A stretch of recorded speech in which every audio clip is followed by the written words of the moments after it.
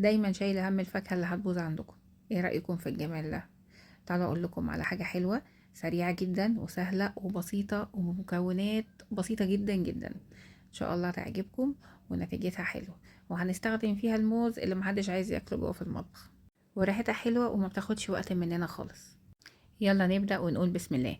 معايا هنا بيضه، هضيف عليها ربع كوبايه من السكر، وهحط لها رشه فانيليا ورشه ملح. هضيف كمان نص معلقه من الخل، ونقلبهم مع بعض كويس باي معلقه خشب او ويسك.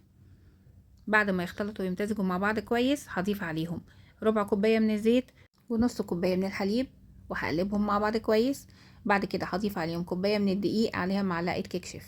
تمام، هخلطهم مع بعض كويس لحد ما القوام كله يبقى كريمي والدقيق كله يختفي ويبقى معانا بالقوام ده.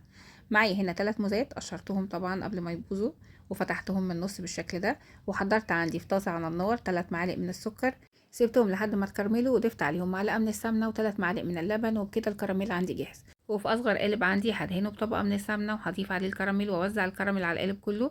بعد كده هرص الموز، انا طبعا فتحته من النص. هضيف عليه خليط الكيك وهظبطه في القالب كويس وادخله فرن مسبق التسخين على الرف الاوسط لمده تلت ساعه. ودي النتيجه. كيك طعمه خطير وريحته خطيره، شايفين جميل قد ايه؟ وطبعا بقى الكراميل مع الموز عاطي طعم حلو قوي، ممكن كمان نضيف له رشه من القرفه، هتدي طعم وريحه حلوين جدا. اللي متوفر عنده مكسرات او زبيب ممكن كمان يضيفهم، وطبعا اي اضافات بنزودها هتزود القيمه الغذائيه وهتخلي الطعم اجمل. شايفين جميله ازاي؟ سهله جدا ومكوناتها موجوده عندنا وما بتاخدش وقت خالص. اتمنى الفيديو يكون عجبكم، واللي عجبه ما ينساش يعمل لايك وشير، واللي اول مره يشوفني انا شيري امام. دمتم بصحه وهنا.